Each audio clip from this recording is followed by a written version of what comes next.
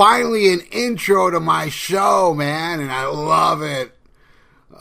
Thanks, Paolo Velasquez and Josh Gibbs and Elsie Borden for making this happen. I think it came out great, and welcome to the Vieira Vault, man.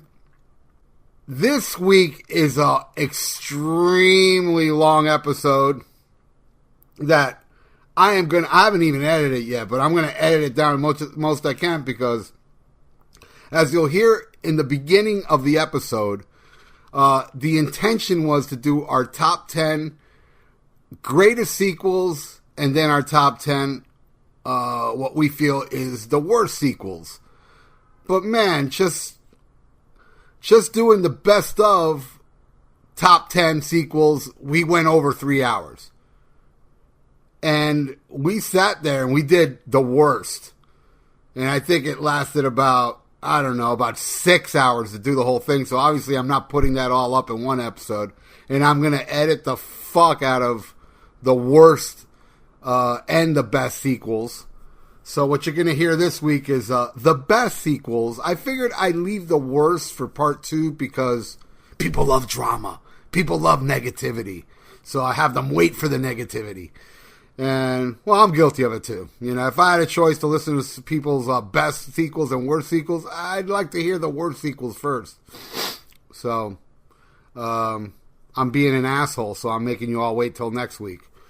But it's great. Both of them are really great, with the great Brian Davis, who has his own podcast called Damn Good Movies.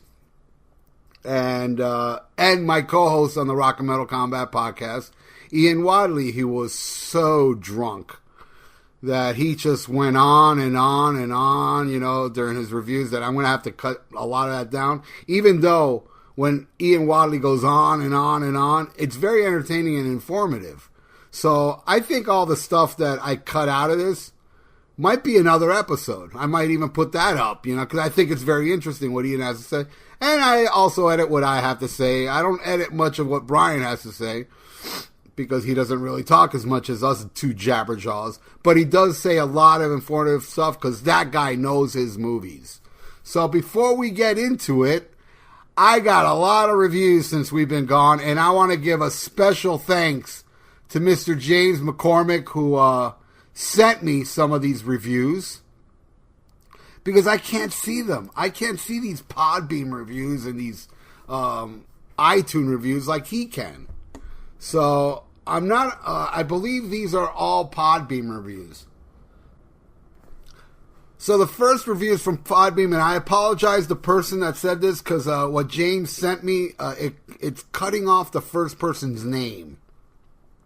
So I apologize, and if you're hearing this right now, send me a private message and let me know who you are, and I'll mention in the next episode. It's for the episode 7, when Bill Wang and myself got together and did the Kiss discography part 1. There's actually a part 2, and I can't find it. I even edited it and everything, and I can't find it. And I told Bill about it, and Bill is down to do it all over again. But just like me, Bill said, let's give it a little while and keep looking for it. If you can't find it, dude, let's do it again. So there will be a part 2, I promise you, whether it's new or old. But he writes, great podcast as always. Can't wait for the second part. 5 stars for the discussions on it. My favorite out of the first 3 is the first album, right now. And that's very rare, because most people either pick Dress to Kill or Hotter Than Hell. But the first album, man, can't go wrong. So thank you, whoever you are. The next person's name is JR West 621. For what a ride it's been so far. That show where the hurricane was coming, and I thought, hey man, if I die, let me put this up. You know, let me just talk about my life, even though I knew I wasn't going to die. But anyway, he said, hey Ralph, I hope you made it through the hurricane okay, brother. It hit me hard when you brought that up, that you were about to get nailed. We love you and Ian. Hope you are both safe and stay that way. It would be nice if Spammy Gay Bar would go missing, though. LOL, rock on, you fucking rule. Yeah, it'd be nice. Yeah, I gotta agree. Thank you so much, J.R. West. WW Nations wrote, Vieira for president. Vieira for president.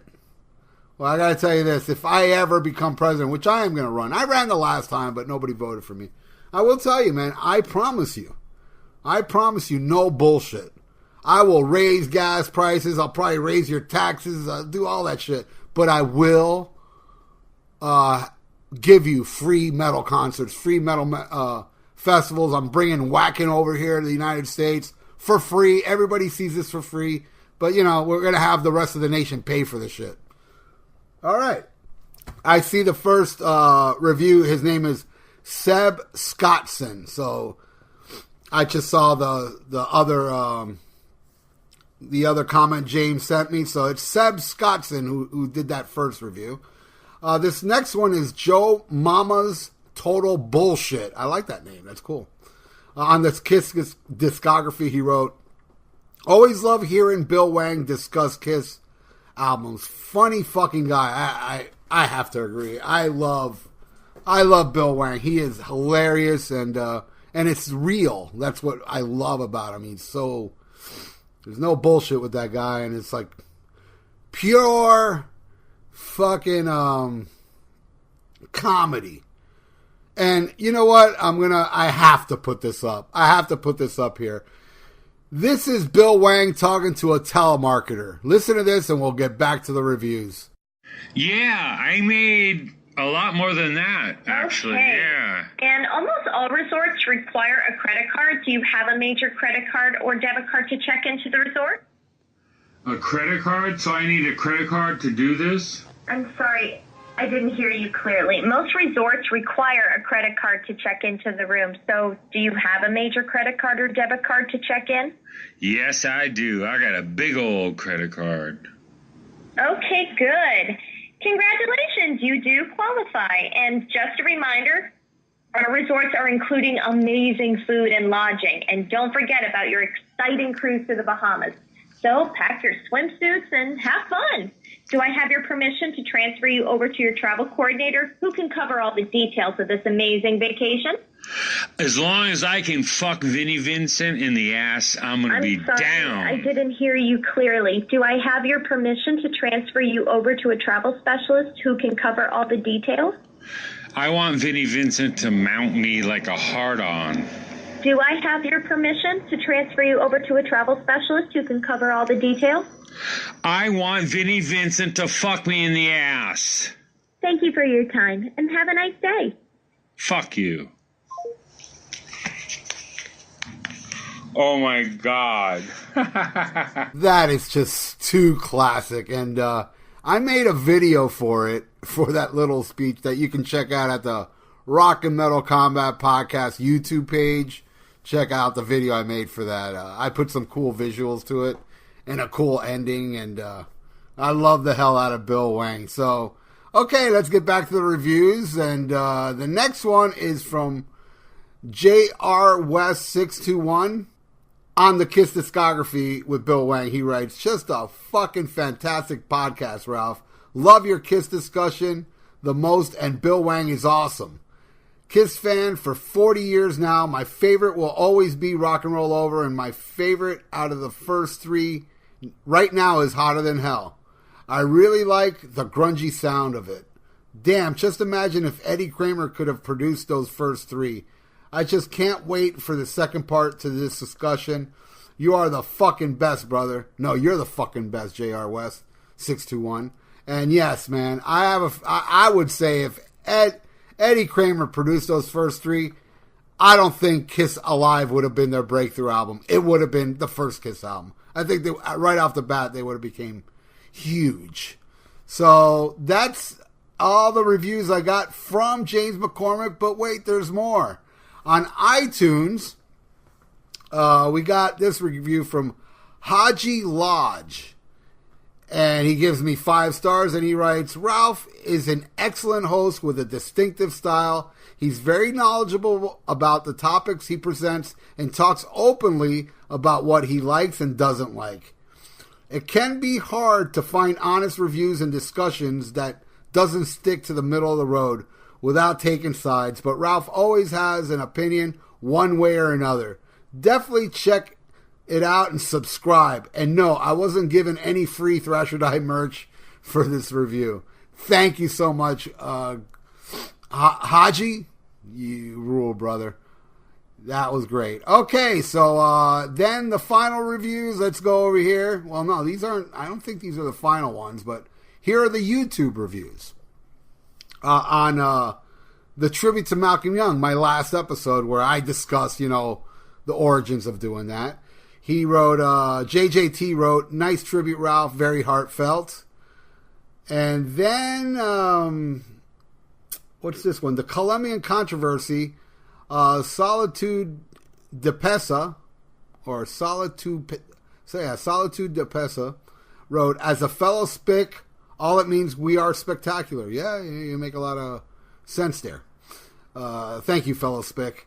Joseph Staub on, I don't even know which episode this is. This is, let me just click here real quick. This is for the Kiss discussion one. He wrote, my favorite band of all time, reviewed by two of my favorite people I have ever talked to on the web. I am blessed to have met all the amazing people on the Rock and Metal Combat podcast page and that have expanded my metal views and reinforced others. Keep on rocking, fucking Wang.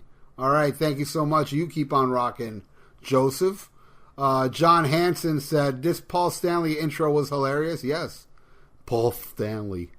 Downfall Network said, very nice episode. Thank you, Downfall. Mike Sears, I love Mike Sears, wrote, absolutely amazing review from my brothers Ralph and Wang. I love the Vieira of all podcasts. The Kiss discography of the 70s is almost flawless. Only songs I dislike from the 70s is Great Expectations and Then She Kissed Me, even though it's a cover, still hate it. I despise all the Mass minus Naked City. Gene's bass playing on that is amazing, like some of the Elder. Absolutely love Creatures and Lick It Up. Amazing video yet again, brothers. Can't wait for part 2. Thank you, Mike. You rule. Baked Daddy TV wrote on that same episode, love the show, Ralph, and every time Bill Wang is on the podcast, I can't stop laughing sometimes. 5 out of 5 stars. Keep up the great work. Thank you so much, Baked Daddy, and I'm sure Bill thanks you as well. John Holt wrote, great perspective on the discography. I wish this episode was longer. Well, there will be a part 2, okay? So just hold on. And if you want a longer episode, well, if you're listening right now, will be a long one. Ace Man wrote, great fucking show, Dr. Fuck. The Vieira Vault fucking rules. Can't wait for part 2 of the episode. Keep up the good work. You rule, Dr. Fuck. Take care. Thank you so much, Ace Man. You take care of yourself. And yes, we will have part 2 up. Hopefully after these movie reviews. Because Bill and I are, we want to find that original one. But if we won't, hey, man, we'll redo it. And we'll do it right. So, like, for us to jump in and do it right away, I don't know if it'll have the same magic. We're going to give it a little while, if I don't find it. That way, it'll be fresh when we do it again. And by the way, thank you, Ace Man. Abby and Hannah's dad on the same episode. So glad you still swing your nuts for Kiss. So few real fans do these days, is what I guess he meant to say. Yeah, I do swing off the nuts of, I can't stand what they're doing now. I mean, I liked Monster, I ain't gonna lie, but I can't stand the whole makeup thing. I can't stand, Paul Stanley's voice being so shot live. But to me, when bands, do shitty stuff later on, it never taints the legacy for me. I'm just one of those guys that will always love the first 3 Def Leppard albums, no matter how shitty they became after that. And any other band that you want to talk about that lost their way after, the beginning. So thank you so much, ABBA and Harry's dad. So let's see what else we got here. Also on the Colombian Controversy, I already read that. Okay, let me see if I'm missing anything now. Oh, okay. The Epic Rap. The episode you heard before the Malcolm. It wasn't even an episode. I just got up and did a parody of the Eminem rap to President Trump. I did my own version. And Terrence Reardon from the Terrence Reardon and Friends podcast is an audio-visual podcast you can check out on YouTube. He wrote, God bless Ralph, LOL. Thank you. God bless you too. Gray Wolf wrote on Epic Rap, careful now, you might get nominated for Hall of Fame. Might? Shit. I think that shit's a done deal. Downfall Network wrote, is this freestyle? LOL. Is that a comment? LOL. Downfall. Mike Sears. Now, here's the thing about Mike Sears. Mike Sears is, that guy knows his metal. I mean, he knows his metal. He likes black metal, death metal, traditional metal. But he's also a huge fan of hip-hop. And this is what he had to say. He said, damn, Ralph, you're better than all those faggot mumbling rappers nowadays. LOL, dope shit, serious, that was ill. That really means a lot to me because I don't know how to rap. And I just did it, as a goof. And Mike Sears gave it the seal of approval. So that means a lot to me, Mike Sears saying that. So thank you so much, Mike. G Jabroni wrote, epic putting King Diamond in the rap song, LOL. Does the doctor wear a thong? No, actually I don't, but that's the only thing I can think that would rhyme with whatever the hell I said before that. All right, so this is a long one. For the Paul Stanley episode 2, his name is Michael, and I'm sorry if I can't pronounce your last name. He wrote, of course Paul doesn't want Peter and Ace showing up at any convention making a buck off it when they don't want to be in the band. Vinny did it and they busted him. He couldn't make a penny solo, so as soon as Kiss did it, he did it to panhandle some cash. Pathetic. So yeah, I'm with Paul. They can't keep up and be in the band and are willing to sell it. The person who wants to be in Kiss needs to be professional and give the fans what they deserve. Is the Cat, the Spaceman. They have reached a point of icons. 4 characters, only 70s fans care who wears it. Tommy and Eric are killing it nightly. Watch some Ace. Notice he doesn't say Paul is killing it nightly. Notice he convenient left him out. They have reached a point of icons. And watch some Ace new footage. It's okay, but after 40 years, like Paul said, it never developed or tightened up. Tommy shreds all the old solos nightly. Yeah, all the old solos that Ace wrote. No originality off that idiot. Watch the Vegas show. No, thank you. I'm not watching that damn Vegas show. And no band is touring alone anymore. This is an old tired argument, yet you decide to write this. All bands team up to sell tickets. Kiss now with no makeup would suck. Yeah, just like they suck now. 4 old men playing Kiss songs. Yuck. And new characters would be milking down bass versions, bastard versions of Kiss. Kiss is those 4 faces. A kid pick up a Destroyer album and go to a show and see some lame characters? Why? Kiss was born with that look. No need for it to ever change. Integrity died when Peter and Ace started with their bullshit. I love how he's blaming Ace and Peter for the integrity of Kiss. That shit's hilarious. They were so shitty on the last 2 tours. Paul's voice sucks, but the band is a powerhouse with Eric and Tommy. Notice it's like Paul's voice sucks, but there's a but there. It's like you're making an excuse. Well, it sucks. Yeah, I admit, but at least you got Eric and Tommy. And if they said they were going to do another reunion, nobody would care. I doubt that. I think people would care. People would care more than they do now here in the States. Maybe a show or 2. We get to see our heroes one last time, and it was fun. But it was one-time thing that barely pulled it off. Barely.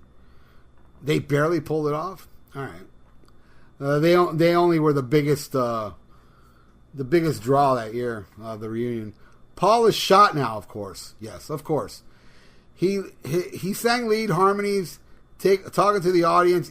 How could he not? Yeah, Ace and Peter got asses in the seat because we wanted to see all four. But Ace and Peter couldn't make any decision of touring, marketing, eat. I don't know what eat means. I know what it means, but I don't know what it means there. They don't know shit. I grew up on 70s Kiss, and musically, they have been blown away. For Kiss to keep those faces is right. The guy who respects the band and music and wants to be in the band are the four characters. I'm not gonna deny that. You're completely true. You're completely right. You've changed your mind on LPs extras.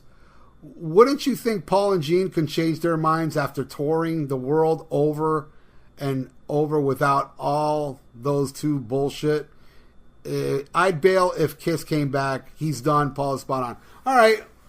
Number one, yes, I've changed my mind on stuff, right? And I've gotten shit for it, for changing my mind. So, basically, Kiss is a joke. Now, I'm not your regular, scab-hating fan, Kiss sucks with a scab, because I admit that I really liked Monster. So, but again, it's the makeup. I'm sorry, yeah, Ace and Peter fucked up by selling it, but it's even more fucked up to me that these two bitches, because that's what they are. Eric and Tommy are bitches. They have no integrity whatsoever. And don't give me that whole discussion about, well, if you were offered it, you would deny it. No, you ever heard of a guy called Bill Ward from Black Sabbath? They try to do the same shit with him. Hey, look, well, here, we're going to pay you shit, so come and do that. He didn't say, oh, I'm going to do it for nothing, I'll do it. No, bullshit. He said, fuck you, I ain't doing it, because that guy's got integrity, and that's why I feel like these two guys are bitches. And I do blame Gene and Paul. I don't really, blame too much Tommy and Eric, whatever. Bitches are bitches. But for these two to, run around with those two iconic things, no. When Kiss released the 70s albums, the solo albums, it wasn't the Catman solo album. It wasn't the Spaceman solo album. It wasn't Star Child or the Demon solo album. They put their names, okay? Because everybody identified, those characters as their name. When Dimebag put Ace on his chest, he wasn't putting the Spaceman on his chest. He was putting Ace Frehley on his chest. Why? Because it was Ace Frehley playing those songs. Whatever they are now, whatever you think of them now, does not take away what they've done. Okay? So, it is a tired discussion. Because in the end, everything I'm telling you right now is not going to stick. You're not going to agree. You just can't. Just like I can't agree with what you say. So, in retrospect, I got to say this to you. If you feel this way about Kiss, I got to respect it. I'm not here to change your mind. But don't think you're going to change my mind either with your, you make some valid points. I agree with some of the things you say. But there's some things that you say that, I don't know, it's like, yeah, he sucks, but, there's no but about it. There's just no but about it. Paul Stanley goes on record all the time saying, well, Ace never grew as a guitar player and Peter just can't cut it anymore. And then he says stuff like, we want, during the farewell thing, we want to leave before, before basically before I start sucking, but it's okay to say, oh, Ace and Peter can't cut it anymore. But then when he does it, oh boy, he doesn't leave the stage. He doesn't retire. That's why I am convinced there's never going to be a Kiss without Paul Stanley with somebody else in the Star Child makeup. That's bullshit. He's just saying that as an excuse for the two scabs they have now. Of course, nothing of this is getting through to you, Michael. You're still going to stick to it's Peter and Ace's fault and Kiss, is going on. Okay, fine. That's the way you think. But you hear the way I think. And I stick to it. No matter what you say to me, I'm not going to change my mind. I'm just like you. So we'll just leave it at that, okay? So then he wrote another thing. basically, I'm not going to read it. I'm sure it's the same tired stuff that, you believe in, and more power to you, dude. All right, and then another one for episode 2, Paul Stanley thing, where his name is Kim Mendingo. He wrote, "This is great and 100% true." You see, Michael, not everybody agrees with you. There's some people that agree with me. So that's pretty much how I have to say that. Okay, now we'll go to the Podbean review, and this one is for the Malcolm Young review tribute I did. His name is David Valdez. He wrote, "Long live Malcolm. Thanks for doing this episode on the day he passed. I was lucky enough to see Malcolm on the Flick of the Switch tour in San Antonio in '83. What a memory that was. As you know, some of the most memorable concert stories are more about what happened before or after the show. I also saw the Black Eyes tour, Malcolm's final tour with AC/DC. Most recently, I saw AC/DC on the Rocker Bus tour in Houston. The next scheduled show was 2 days later in Kansas City, where Brian Johnson played his final show with AC/DC. Rock on, Ralph. Keep doing what you're doing. I'll keep listening to Viera Vault and Rock and Metal Combat podcast and keep spreading the word." Well, thank you so much, David Valdez. And, man, how magical they were live, man. Amazing fucking band. And, yes, that Flick of the Switch tour, when I saw the Hollywood Sportatorium, that was my favorite time seeing them with Brian Johnson. I think I discussed that in the last episode. In case I didn't, I did it again. Okay, so that's pretty much it with the reviews. If I did not read your review, please bring it to my attention, and I'll do it on the next episode. Hey, man, let's just get into this, because this is very long. And I'm already going very long here on this review, almost a half hour for the intro. So let's get into it. This is myself, my co-host on the Rock and Metal Combat podcast, Ian Wadley, and Brian Davis from Damn Good Movies podcast. And let's get right into it. This is a really great episode. And yes, the worst top 10 is just as good, if not a little better. So here we go. Let's get into it. All right, now we're gonna give our top 10 of the best and worst sequels, and I have with me my boyfriend from New Orleans, Mr. Ian Wally. Hi, Ian. Hello. How's it going? I'm doing good. And you know how I always make you introduce who's with us? Yes. Well, it's my yes. show. It's my show, Yeah. so you ain't doing it this time. All right. Oh, okay. I'm good. gonna do it. All right. You fuck. Yeah. Sit back You're with your the bitch. fucking vodka. That's right. I'm a bitch. I am the fucking catcher, Mike. Sweet little pitcher. We have with us Mr. Brian Davis. Yeah. All right. All right. Thank you. From Damn Good Movie Memories. That's right. He's right. got his own podcast, Damn Good Movie Memories. And I figured let's have him on with Ian, and we're going to discuss our top 10 worst sequels and our top 10 favorite sequels. That's right. Yes. So you guys got let me look. Before we get into it, because I want to go through the top 10 before the worst ones, the best ones before the worst ones. You guys, before we get started, you guys got any honorary mentions that didn't make your list? Because I did. For the best. Well, I'm doing this for free, so I did bare minimum. I did just the best, but I know that you guys are going to come up with stuff that that what I would consider an honorary. Especially having Brian here, because Brian's from. This is rare when we have somebody who actually had a podcast before he knew us or met us. So he already knew what he was doing. He's not like one of these shitty ones we spawned. We spawned a couple good ones, but mostly bad ones. But this guy knows what he's doing. So I know he's going to come up with an amazing list that oh, fuck, that should have been on mine. And I know you're going to do the same, Ralph, So, no, I just did 10 of each. And once I got 10, I stopped there, so.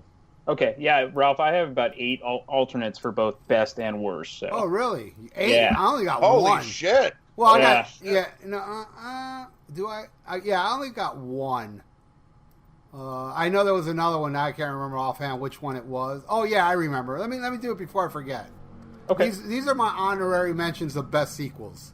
The ones that didn't make my top 10 list, but they're awesome. Road Warrior.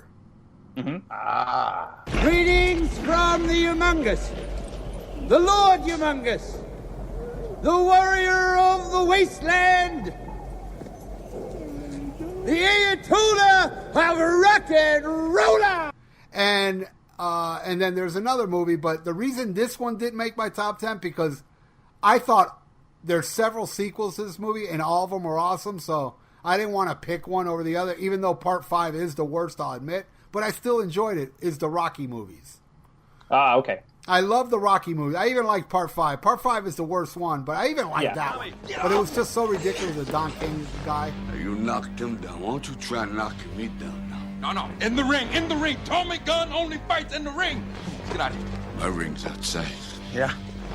Let's do it. But I liked it. I liked the movie, but, out of all of them, I would say Part 2 would be my favorite, but I love the Mr. T one and the Draco one, where I can't wait to see Creed avenge his dad and fight Draco and Creed 2, which I loved Creed as well. I thought that movie made me cry.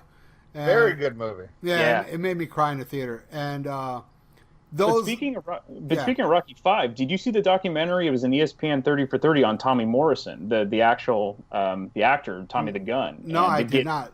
It's really worth checking out because they totally go into the Rocky, Rocky 5 and how he had the rise up and everything, and it interludes with his actual boxing career. It's a really well done documentary.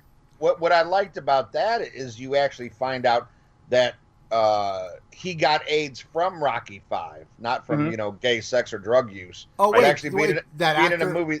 That actor got AIDS? Yeah. Mm-hmm. Oh, I didn't know. He died? Yeah.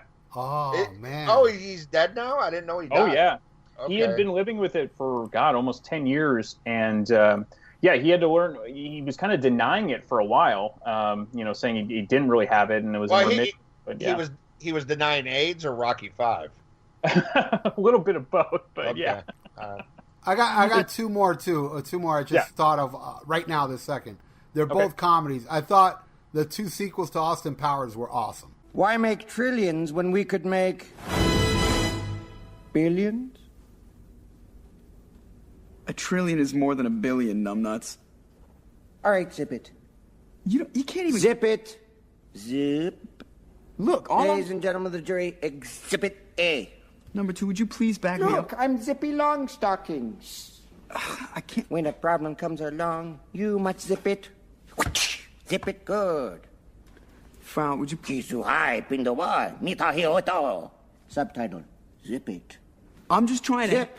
Would you like to have the suckle of my zipper? I want you... Stop. This is... You know... You're like a child. That's on my short list for extras too. Okay, and also the Airplane Part 2. Joey, we have something here for our special visitors. Would you like to have it? Thank you. Thanks a lot. Sure. You ever been in a cockpit before? No, sir, I've never been up in a plane before. You ever seen a grown man naked?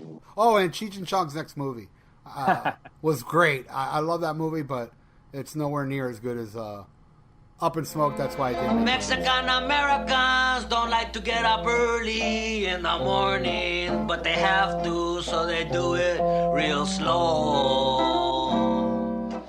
Yeah. I don't have no comedies on my list, actually. Really? Yeah. Okay. How about I'll give you my alternates after, because I may pick some that's actually on your guys' list. So. Okay, all right. Fair enough. All right, okay. Brian, since you're our guest, why don't you go to your number 10? All right. I'm a guest too. This ain't. I thought you told me that you didn't. You're doing this for free and you didn't have nothing. I thought that's what you said. No, but I'm still a guest. This is your show. Yeah, that's right. So certain guests get treated like shit and certain don't. Love you, Brian. Okay.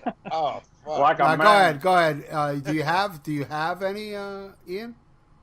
Well, now that you mention it, I'm a total fucking retard for not putting Road Warrior. Road Warrior definitely should be on my list. I can think of ones on here that I would take off. Well, why don't you do that? Just take it off No, it's not too late. Mention the one you would take off for Road Warrior and put it in its place, and then we'll find out where Road Warrior is on your list. It's the Vera Wolf show, and it goes by My Way. Oh, okay. Well, that's interesting. All right, take off the one that you think Road Warriors is better than, and mention that one. Oh, okay. If I had to take one off my list to put Road Warrior on, you have to. Okay, I would take off Shaft's Big Score. What round did you go out in, man? You ain't pretty as you used to be. Well, you better see a plastic surgeon about your condition. What condition? Your mouth is too close to your asshole. Sit down, Shaft. It's actually my favorite Shaft movie. Don't really care for Shaft in Africa that much, but I love the original. But I think Shaft's Big Score, it's my favorite film. I don't think it's necessarily a better film than Shaft, but there's just something more, you know, like popcorn eating, watching kind of satisfaction that you get out of it. I really dig it. Right on. What's number 10 on your list? So interestingly enough, I only have one comedy on my list, and it's number 10. So mine is Police Academy 2, Their First Assignment from 1985. Yeah, that's a good one, too. I would put that on one. That's the one where Bobcat showed up, right? Yes, that's where he's dead. Yes, he's the gang member, and he's really tormenting Sweet Chuck, who, you know, is Tim Kaczynski throughout the whole movie. And, I think the intro is like Sweet Chuck's at the ATM machine, and it keeps telling him hello, hello, hello, and then all of a sudden Zed comes up and does this, you know, typical Bobcat Goldthwait. Hey! Give it to me!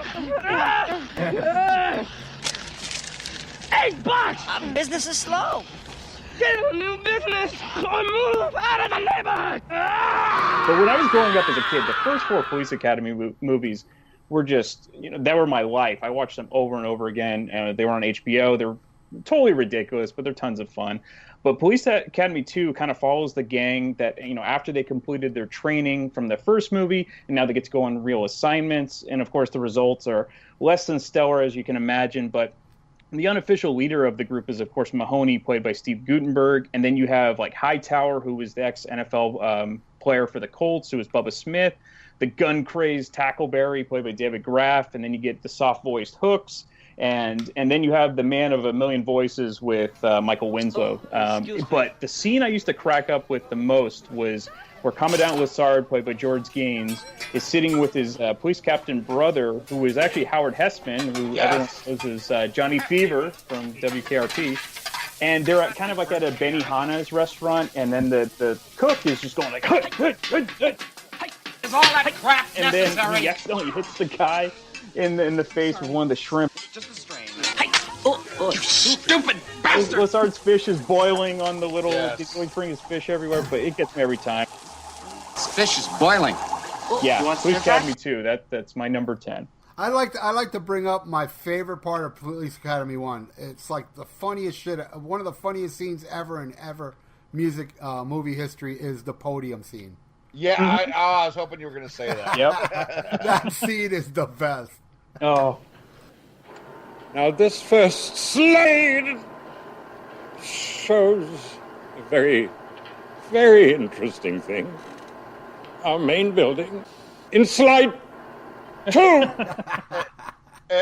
I gotta say, I'm a huge Police Academy fan.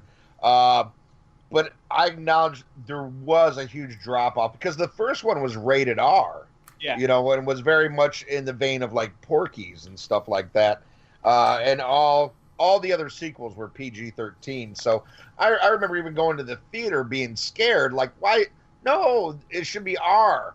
But even though it was PG-13, I still enjoyed it. And I love Police Academy 2, The First Assignment. Great pick. All right, Ian, why don't you give us your number 10?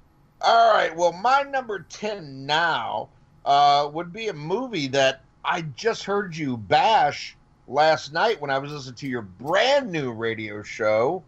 My number 10 favorite sequel, and that is Die Hard 2. Oh, nice. Ooh. I am. It is actually my favorite Die Hard movie. Wow. Freedom. Not yet. Supposed to stay in your seat until the plane reaches the terminal. No frequent flyer mileage for you. Who are you? A cop. A cop? Yeah, one of the good guys. You see, you're one of the bad guys, and now that I got your sorry ass, I'm gonna trade it for my wife. I was surprised. Like I thought, like most people felt that way, or at least it was between 1 and 2. But now I've seen like Bruce Willis slam the movie. But he's a fucking asshole anyway. But I love the whole setup at the airport at Christmas time. It has one of my favorite characters of all time. If you listen to Damn Good Movie Memories, you know who my favorite character actor is of all time. That's right. That's right. Was I sober enough to tell you who it was? Yes, and you ripped me multiple times because there's only one pick, and it's fucking yes. But no, one of my favorite characters is William Sadler, not Adam Sandler, but William Sadler. Yeah. Who plays the head bad guy in that? And he's been in a lot of Walter Hill movies that I love so much, and he was in Demon Knight, of course. Trespass is a Walter Hill movie, but William Sadler is a bad guy in that.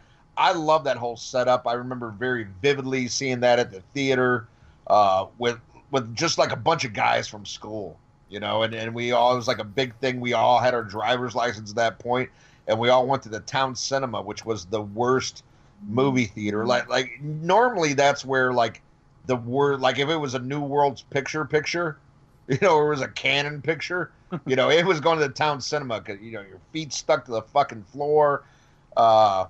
But I remember seeing that, and I fucking love it. I think it's a great sequel. That is my number 10. Well, you know what my problem is with the movie? It really pissed me off. What's that?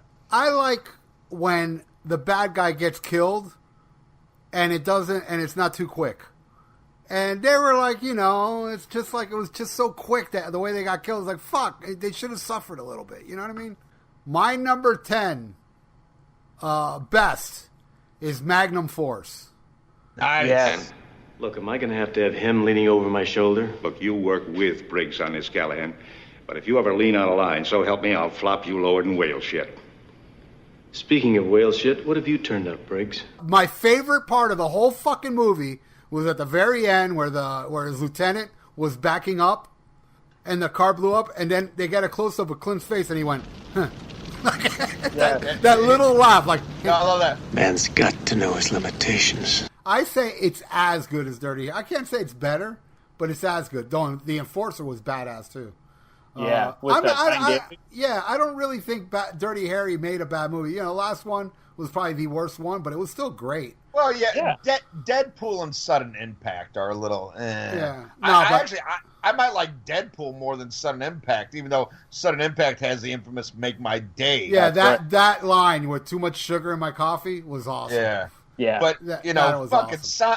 You want to fuck up a movie? Put Sandra Locke in that motherfucker. Well, Clint Eastwood went through his phase where she was pretty much in all of his. Oh yeah, Bronco Billy, fucking the all Gauntlet. The Every Which Way But Loose. Yeah. You know who did the same thing? Charles Bronson. Yeah.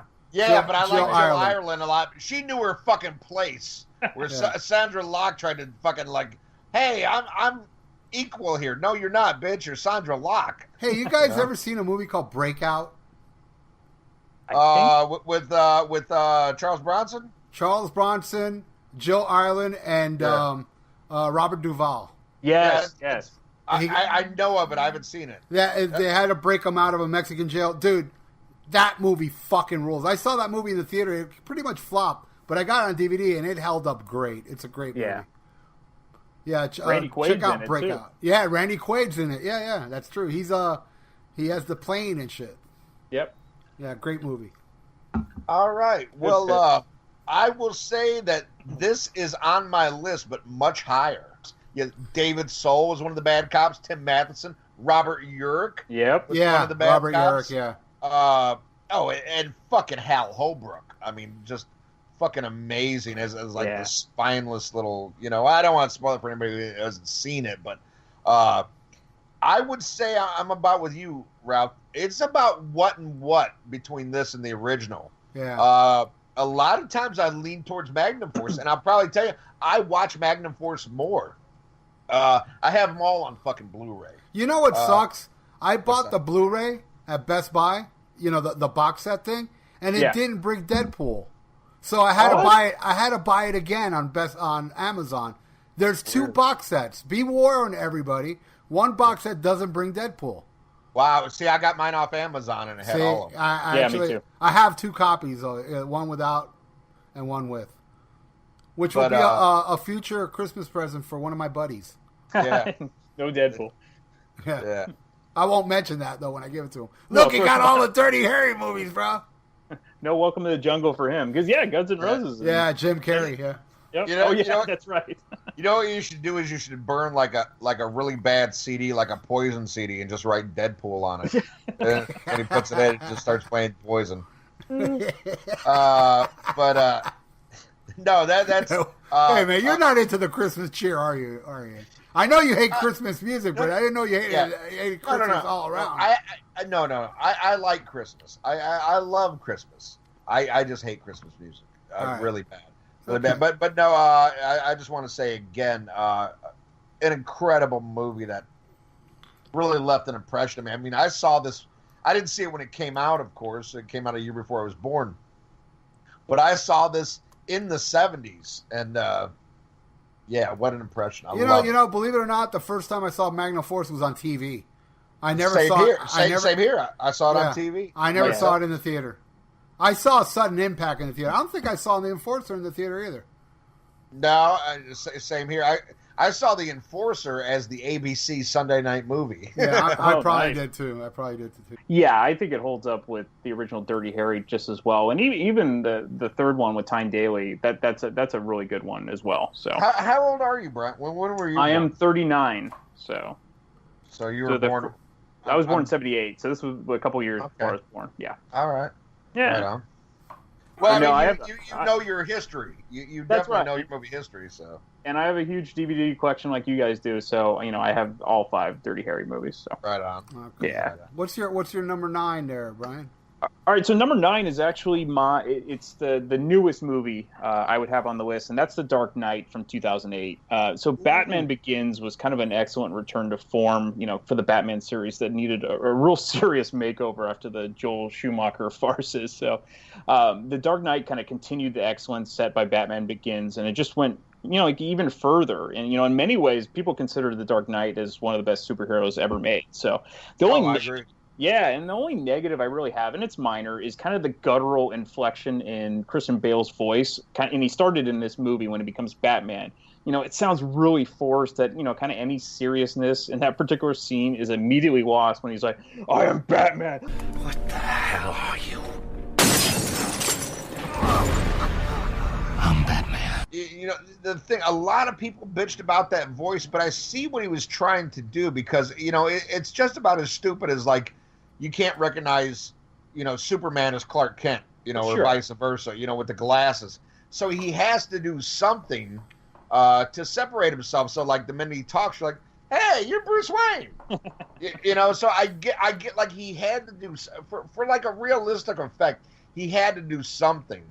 I didn't like the first Batman. I thought Nicholson was just horrible. I thought it was Nicholson being an exaggerated version of Nicholson. Yeah. I like Cesar Romero better than I did fucking Nicholson.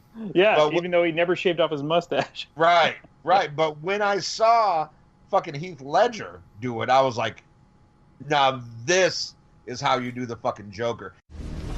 You want to know how I got these scars? My father was a drinker and a fiend. And one night, he goes off crazier than usual. Mommy gets the kitchen knife to defend herself. He doesn't like that. Not one bit. So, me watching, he takes the knife to her, laughing while he does it. He turns to me, and he says, why so serious? Well, I don't know jack shit about Heath Ledger. I don't know jack shit about comic books. So I can't say that I'm a fan of this movie. But I will say this. I did see the movie, and I thought Heath Ledger was amazing, not knowing his history and or anything. But I thought the way he, like, licked his lips and, when he walked away as a nurse with the hospital blowing up, I thought it was fucking awesome. But I think he was the best Joker, but I also like Jack Nicholson as a Joker. Wait till they get a load of me. And I enjoyed that movie more than The Dark Knight because I'm not a comic book nerd. Because I know, you really have to be into your comic books to get it. I didn't get it. Like, one of my favorite actors of all time is Gary Oldman.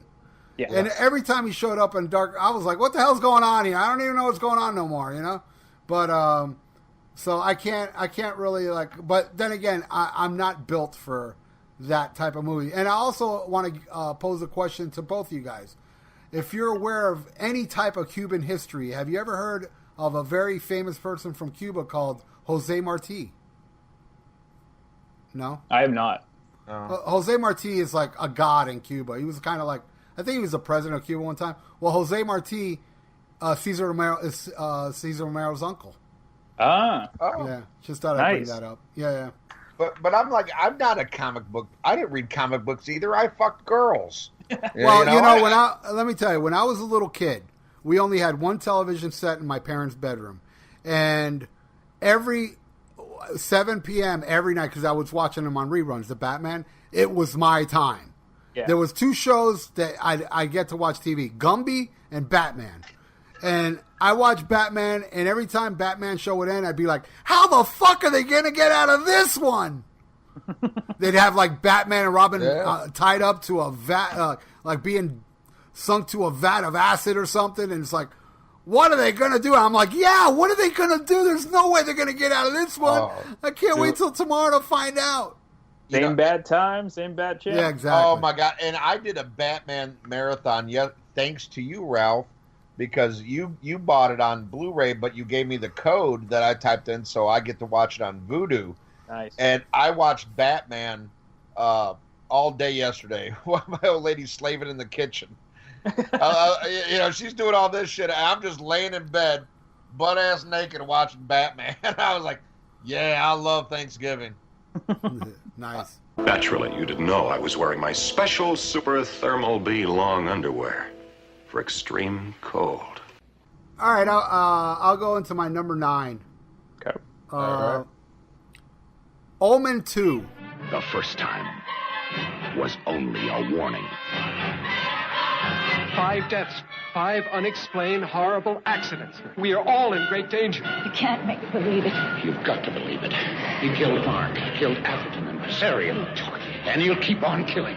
He'll kill anyone he thinks is threatening him. Listen to yourself. Listen to how crazy you sound. And I saw Charles killed. I saw Damien's face on the wall. I don't know if I'd say it's better than Omen 1, but it has much more gore and action than Omen 1. Omen 1 is a little more suspenseful, and I like it more. But Omen 2 was awesome, man.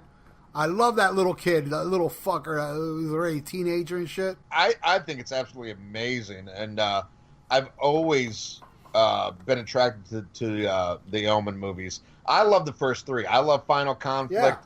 Yeah, 3 is great. The 4th one was a TV movie. That's fucking... I have it. It's in the box set. Yeah. I've got the box set on DVD. Here's what a fucking weird ass I am. I hate Omen 4. It's fucking horrible. But I won't buy the Blu-ray box set because it doesn't have Omen 4, and I get mad. I get mad because this movie I don't like's not in it. I bought the Blu-ray. You know why I bought the Blu-ray of Omen? Because it was super cheap, dude. Yeah, and I hated that fucking remake they did too.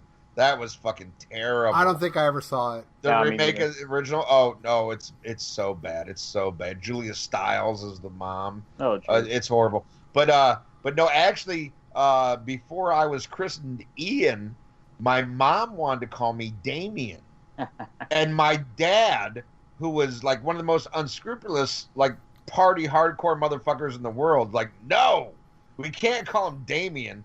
And my dad wanted to, like, fucking break my arm because I'm left-handed, and he thought, like, that's because back in the old days they said that's the devil in you if you're left-handed. I should have been called Damien. You should have been called Damien. Yeah, I think you are. But no. Shave your head to make sure. Yeah, no, I shaved it once. I have the wrong shaped head to have a shaved head, so if I ever go bald, I'm fucked. Yeah, I heard that it says GGG on the top of your head. My number 9 now is a movie that bombed when it came out, and but I saw it in the theater, and even though I was pissed about character changes and actors that weren't present, but I thought they nailed it. It's Predator 2. Okay, pussy face. It's your move. Shit happens. Schwarzenegger turned it down to do Terminator 2, which, is probably, a smarter monetary choice. But I really liked what they did with it. I love Danny Glover. Martin Downey Jr. Yeah, Martin Downey Jr. is in it.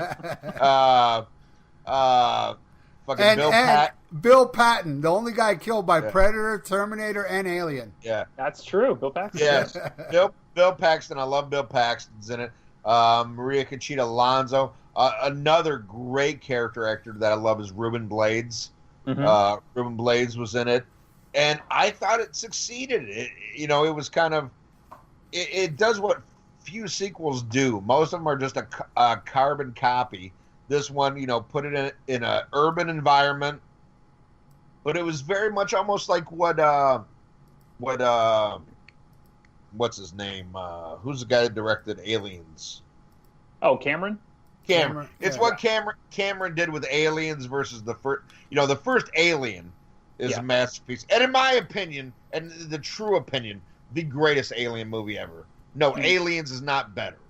But they made Predator 2, like Aliens, more of an action movie, and Gary Busey is great, just playing crazy ass Gary Busey. Oh yeah.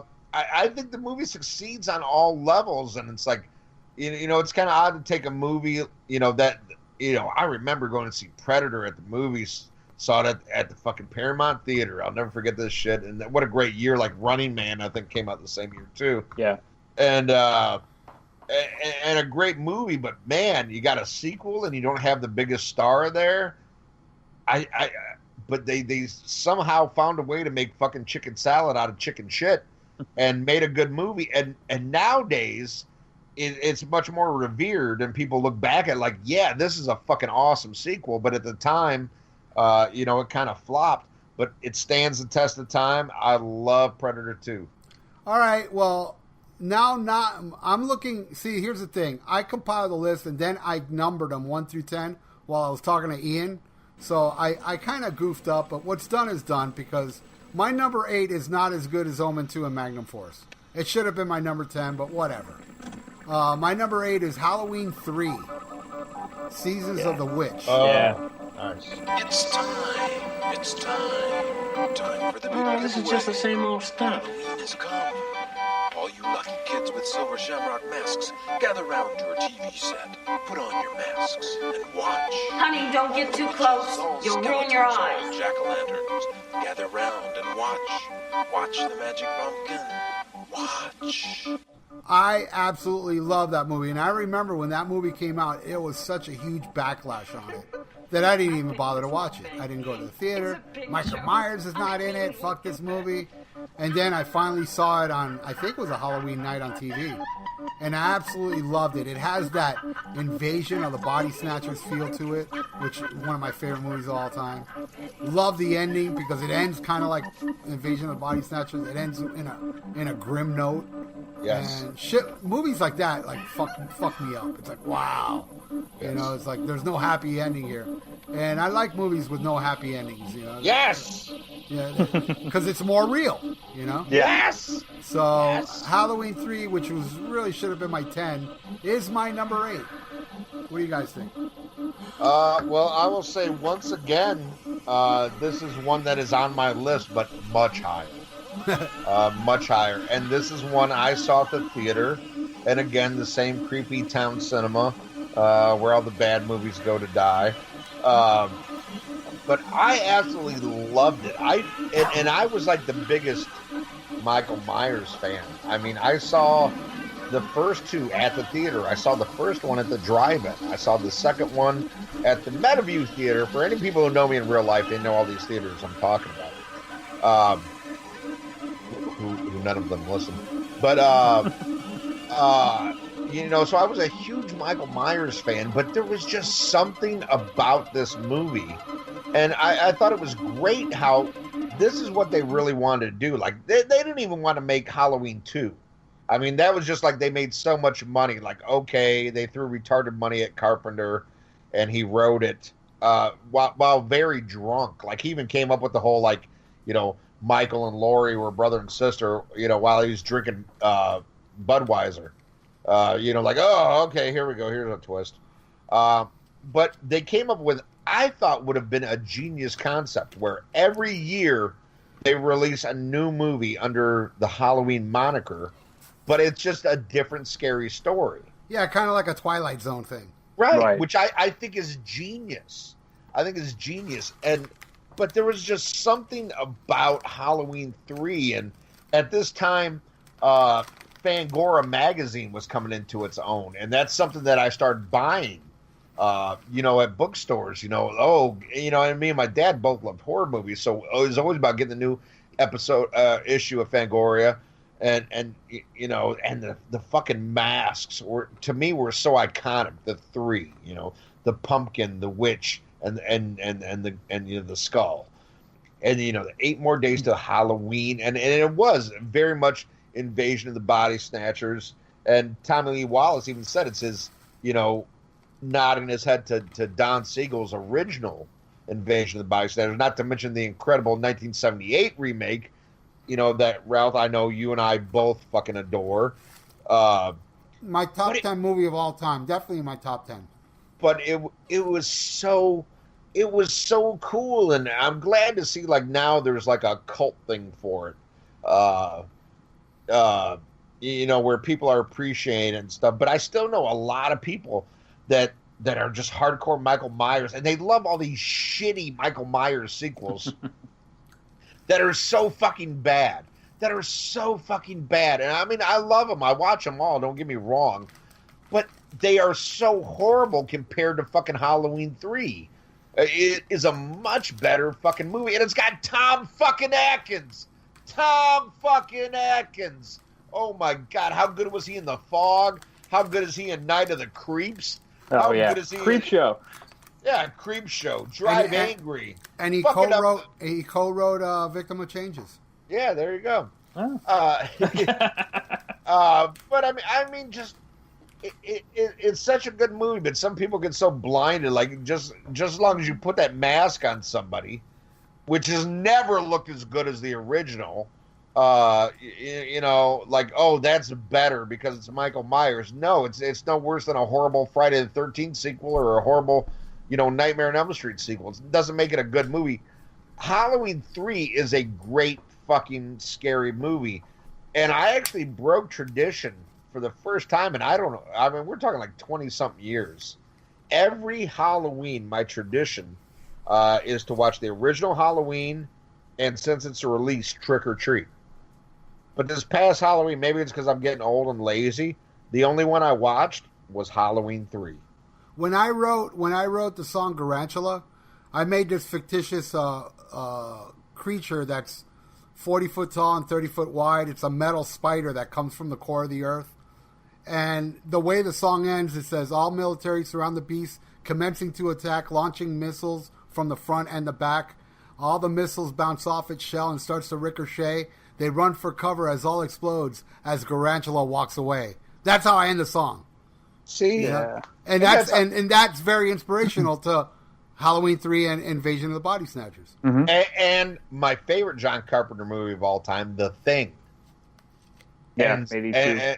And ends with an ambiguous ending. Yeah. Just amazing.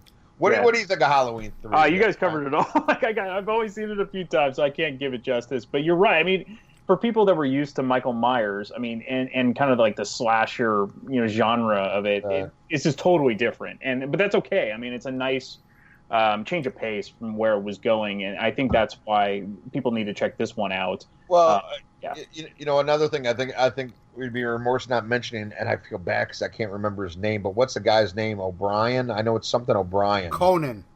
No. It was a guy, he was like the owner of the company in RoboCop. His name is Dan O'Harley. I guess he's Dan O'Harley. I know. Okay, Yeah. I knew it was O something. Yeah. All right. So, right. who goes next? Oh, Ryan. Ian. No, Ian, number 8. Okay. Yep. Okay, my number 8 now. Okay, looking at my list because I did have to change it. My number 8 is Texas Chainsaw Massacre 2. Yeah, Dennis Hopper. Yes, I absolutely love this movie. The first one was I know the original is a landmark horror movie, but I saw it late, so it didn't have the same impact on me as it did on people who initially saw it. I'd seen so many other horror movies, so it wasn't as revolutionary. I couldn't, appreciate the time that it came out. But when this came out, was an amazing mixture of horror and comedy. And I think when it came out, I was like 12 or 13. So, I mean, those were two genres that I love the most. Bill Moseley steals the fucking show, as Weird fucker with the coat hanger, right? Oh, yeah. Hey, lick my plate, you dog dick! What the fuck you think you're doing here, you crazy looking little son of a bitch? Get out of here! It was a big deal. Like, my dad snuck me into the theater because when it was released, where we were living, it was considered NC-17. All right. So now we're down to 7. So what's your 7, Brian? No, it's actually 8. Are we at 8? Yeah. I just said my 8. Well, I'm at my 8. I haven't said my 8 I went before you this time. Yeah. Okay. Yeah. What's your 8? So my 8 is steering a little bit away from the the horror movies. I'm going with Rocky 3 from 1982. Okay. So, to me, that Rocky 3 really began the shift of tone in the Rocky franchise. It became a little less dark and serious compared to the first two movies from the 70s. And part of the change was probably likely by design because, Sylvester Stallone wanted a different vibe for Rocky in the 80s. And this makes sense as Rocky's career in the film was taking off, after becoming a champion, after the conclusion of Rocky 2. So, Stallone's physique got, way more sculpted than it was in the first two movies. He almost looked like a bodybuilder. And also, Rocky 3 kind of has a little bit more colorful supporting cast. You get Mr. T, of course, and Hulk Hogan. Along with, you get one of the greatest soundtrack songs ever, and that's Eye of the Tiger by Survivor. And some fun trivia is, Stallone originally wanted to use Another One Bites the Dust from Queen. That's what he wanted the main song to be, but Queen wouldn't allow it. He wouldn't allow the rights, and so he just kind of dumb luck. He ended up contacting the guys in Survivor, and they wrote Eye of the Tiger instead. And it was a genius move because it stands the test of time, and it's iconic. That song, when it starts with a build-up and then you hear the drum crashing, I mean, they sound like punches. It is the perfect way to get into Rocky 3. And in addition to the soundtrack, Mr. T is definitely a star in the film, and he was the perfect villain. Hey, woman! Hey, woman! Listen here.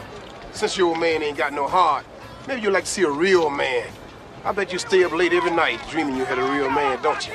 I tell you what, bring your pretty little self over to my apartment tonight, and I'll show you a real man. You want you got? And then, but my favorite line is when he's being interviewed before the second fight. What's your prediction for the fight, then? Prediction? Yes, prediction. Pain. But it's so good. And I always had a fantasy of watching a porno of Mr. T rail Adrian. That'd be hot. Real man. But yeah, and then getting Hulk Hogan as Thunder Lips, it was kind of the breakout for him too. So yeah, I love Rocky 3. You imagine Mr. T plowing Adrian, right? And he's about to come, and Adrian looks up to him and says, "Can you do me a favor? Win." which is the greatest scene in Rocky 2. Win. That is that dude. The fucking the fur rises. I'm telling you, if those Rocky movies weren't so damn good, I was gonna put Rocky 2 in there because it's my favorite one. But it's like, they're all so good though. I'll be leaving out all these other great sequels. Yeah. That's why I left the whole Rocky thing out. Well, we'll get there because I did spoiler alert, I did include Rocky 2 as well. So maybe it's because I live in the South, but my porno involves Paulie, and get mad because the chick's 13. He's like, "You said you were 12. You said you were 12." Yeah, he was banging that girl. He was banging the girl that in the part 1 it said, "Screw you, creepo." Yeah. My number 7 is Die Hard 3. Yep. Oh my God, I love the fuck out of that movie. That movie is so intense. Even like right when it starts, when they made McClane go out in a black neighborhood. Oh man, with the sign saying "I hate niggers." Yeah, that was fucking brutal, man. I was like, God damn, you're gonna get yourself killed. Samuel L. Jackson gets caught up in the whole shit, and this guy's making him run to phone booth after phone booth and making him do all the Simon Says. Jeremy Irons is great as love Jeremy Irons. Yeah, as Alan Rickman's brother. Yeah, Simon Gruber instead of Hans Gruber. But yeah, he is. That's why I think 3 is almost as good as 1 because of those. Yeah, those ones. Yeah. As much as I think that Samuel L. Jackson adds to the movie, to me, it's all about Jeremy Irons. I think without Jeremy Irons, that movie falls flat. Yep. And I love Samuel L. Jackson, but it's almost, and I know this sounds horribly racist, but a token character. He does good, but to me, it's Samuel L. Jackson doing Samuel L. Jackson, and Samuel L. Jackson is capable of doing so much more. But there are movies where he mails it in, and he's Samuel L. Jackson. Yeah. And then there's movies where he acts his fucking ass off. To Jackie me, Brown. Oh, Jackie Brown is Holy amazing. Shit. He's so good in that. Where Jeremy Irons does a great follow-up to Alan Rickman, who was amazing in the first movie. And you need somebody, a quality actor to fill the role. And Jeremy Irons does an amazing job. So yeah, I mean, even though I like Die Hard 2 better, I still love Die Hard 3, and to me that's really where it ends. Now, John, there's a significant amount of explosive in the trash receptacle next to you. Try to run, and it goes up now. Nobody's gonna run, but I got 100 people out here. That's the point. Now, do I have your attention? As I was going to St. Ives, I met a man with 7 wives. Every wife had 7 sacks. Every sack has 7 cats. Every cat has 7 kittens. Kittens, cats, sacks, and wives. How many were going to St. Ives? My phone number is 555. No, wait, I didn't get all that. Say it again. Not a chance. My phone number is 555 and the answer. Call me in 30 seconds or die. Okay, number 7, Brian. Cool. So this is by far the oldest movie I have on the list, and I'm going with The Bride of Frankenstein from 1935. Oh, great pick! Great. I own the Frankenstein box set. The Universal. Not the the Universal movie. Oh, I gotta get that. I gotta get. It's so good. Yeah. So yes. Of course, this is the sequel to the original from 1931, and it's kind of cool to see the evolution of the Frankenstein monster in this, because in the first film, Boris Karloff was incredibly limited in what he could do and comprehend, and he didn't speak at all. He just grunted. But in Bride of Frankenstein, he actually speaks. He communicates, fairly well, understands good and evil, and basically has a soul. And this is really apparent in the scene where he befriends the blind man who lives alone, in a cabin in the woods. Can you not speak? It's strange. Perhaps you're afflicted too. I cannot see and you cannot speak. Is that it? All right, Ian, what's your number 7? All right, my number 7 is Nightmare on Elm Street 3. I just loved it, and again, it's one of those had the perfect mix of comedy and horror, where there was funny parts, but it wasn't like too slapsticky. Where I feel the Nightmare on Elm Street movies, it just became too much about his one-liners than it was the actual horror. Yeah, I remember that scene with the bed of nails, and the guy flying. It's like, come on. yeah. Horror, but in 3, I think it had the perfect mix. I mean, you had Lawrence Fishburne in there. Yep.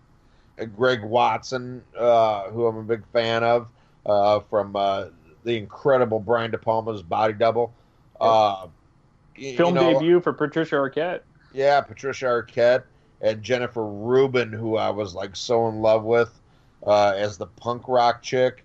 I love it. I'm not going to say nothing negative as far as it's a great movie, but I do not think it even comes close to part one. It became a little too... Freddy became a little less mysterious. Part one, I love the mystery of him. Where in this one, he popped up everywhere. But it does have the iconic "Welcome to Primetime" bitch. This is it, Jennifer. Your big break in TV. Welcome to Primetime, bitch. But yeah, I would say it's the best Nightmare after one. That I will say. Okay, well, my number 6 is an amazing movie, but again, I wouldn't say it's as good as the first part, but it's definitely blows away part 2 and 3.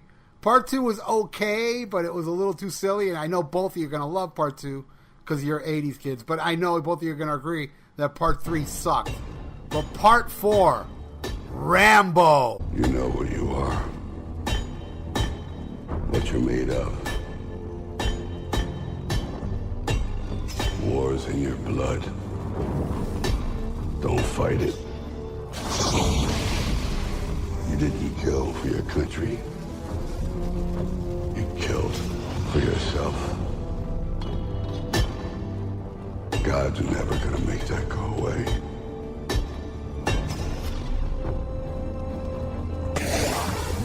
When you're pushed, killing's as easy as breathing.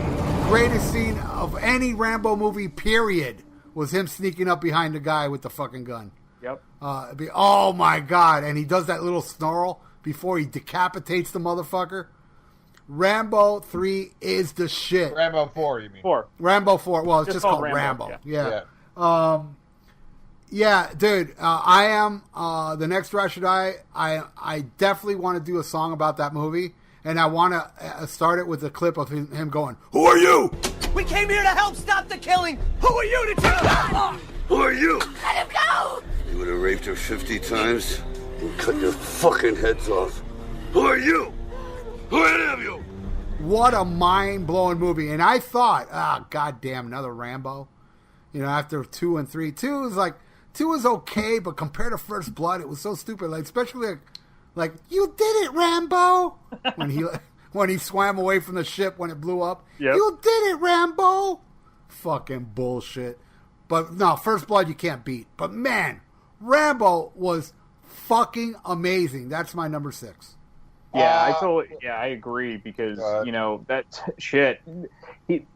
I actually don't really enjoy 3 that much, and so I was with you. I was like, do I even want to watch Rambo? Like after he's waited so long, and it was almost right after he did Rocky Balboa, a couple years after. So I'm thinking, well, okay, Rocky Balboa is really good. Yeah, I loved it. Rambo, and he did, and it's so fucking gory, and it's great, and it's not super long either. So no, it's awesome. The brutalist of all Rambo movies. Definitely. It's brutal. It is brutal. Definitely. Well, I agree. I love this movie, and again, here's another example. I'm so pissed off because I want to buy all these.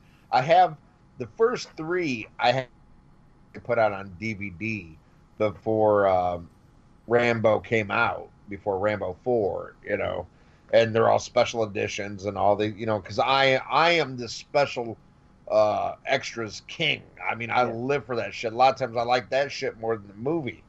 But if you buy the Blu-ray version, it comes with all that, but it doesn't have the unrated Rambo version, which I'm pissed off about because I'm like, so I keep waiting. It's something I want to buy so bad, but I'm like, I'm waiting until they correct it, So, Brian, what's your number 6? All right, so this one, I'm picking Indiana Jones and the Last Crusade from 1989, and this might be sacrilege to some, and pun definitely intended, but I feel that Indiana Jones and the Last Crusade is every bit as good as Raiders of the Lost Ark. The story's terrific. You get the addition of Sean Connery that plays, Harrison Ford's father, and you get River Phoenix playing the younger version, Indiana, in the opening scenes. And maybe this also might seem sacrilegious, but I can't get into Temple of Doom. Maybe I just never really liked it as a kid. Was that the one with the little Chinese kid? Yeah, Short Round. Yeah. Yes. And he's a kid that ended up in Goonies. But there's some scenes I like, but Spielberg. Yeah, it's a little kiddie. It's a little kiddie. So I'll attempt to watch it every now and then because I have it as the Blu-ray set. But yeah, I do too. Yeah. Now you're gonna make me want to watch it because I don't remember that movie that much. I don't like fast women. To the women in his life, he's irresistible. To the enemy, Nazis. I hate these guys. he's invincible. But to his dad, he's just plain Junior? Don't call me that, please. Indiana Jones and the Last Crusade. Like Indiana. We named the dog Indiana. Rated PG-13. Starts Wednesday, May 24th at theaters everywhere. Last Crusade is just a notch even better than Raiders. Mm-hmm. And I love Raiders, but Last Crusade is that good. And Nazis are always a great villain, unless you're Justin Childers, and then I knew you were going to go there. Yeah, they're your hero. No, a great movie, great pick, Thanks. great pick.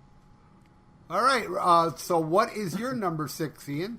I am going to go with Star Trek II, Wrath of Khan. Nice. And I don't like Star Trek, and I even agree that movie was great. Yep. Oh, man, and that is one of those...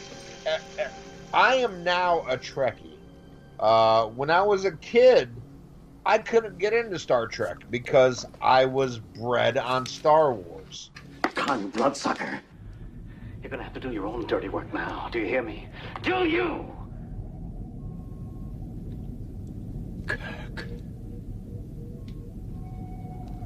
Kirk, you're still alive, my old friend. I've done far worse than kill you. I've hurt you. And I wish to go on hurting you. I shall leave you as you left me, as you left her, marooned for all eternity in the center of a dead planet. Buried alive. Buried alive.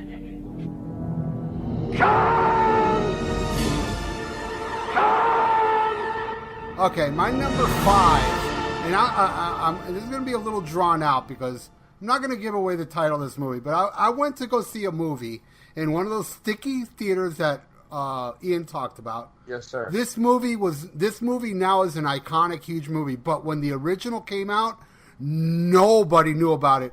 And I used to go up to people telling these people about this fucking movie, this most bizarre horror movie I ever seen that nobody ever knew. Fucking movie, this most bizarre horror movie I ever seen that nobody ever knew. And nobody ever knew this movie. It wasn't a cult movie, nothing. It was unheard of. I'm intrigued. Right? So then, one day, me and my buddy were in a car going to Overtown, the ghetto, to buy marijuana, right? And we drive by a video store. Remember those video stores where you can actually rent movies? Can I guess? Can I guess on this? Yes, you can. Is it Phantasm 2? No. Okay, bye. And I love Phantasm, but I don't remember Phantasm 2. I know it exists. So, no, Phantasm was pretty a cult movie when it came out, the original one. Yeah. Anyway, so we're driving, and all of a sudden I look, we're at a red light, and there's a video store there, and on the fucking poster, on the fucking window, it was Evil Dead 2. Yes. And I was like, oh my God, there's an Evil Dead 2? Nobody knows about Evil Dead 1. You know? Because I used to tell everybody about that pencil scene into the ankle. Yeah. Yeah, so Evil Dead 2, I was like, oh my God, I need to see Evil Dead 2.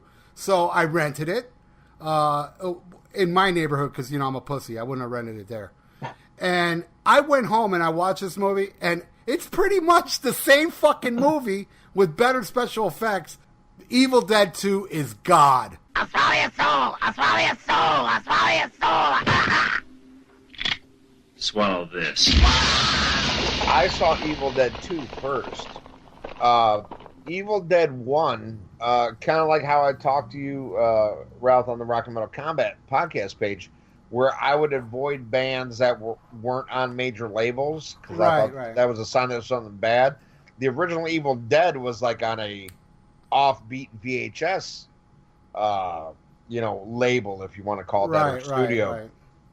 So I was like, I avoided it, and my dad was the one who rented it.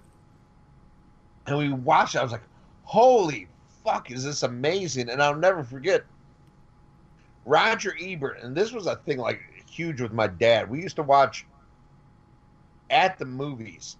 And that's when Siskel and Ebert were on PBS. Or no, it was Sneak Previews when they were on PBS. And then it was like at the movies. And then it was Siskel and Ebert at the movies. But me and my dad were such like huge movie aficionados. We watched this shit every week, even though 9 times out of 10 we would disagree with them.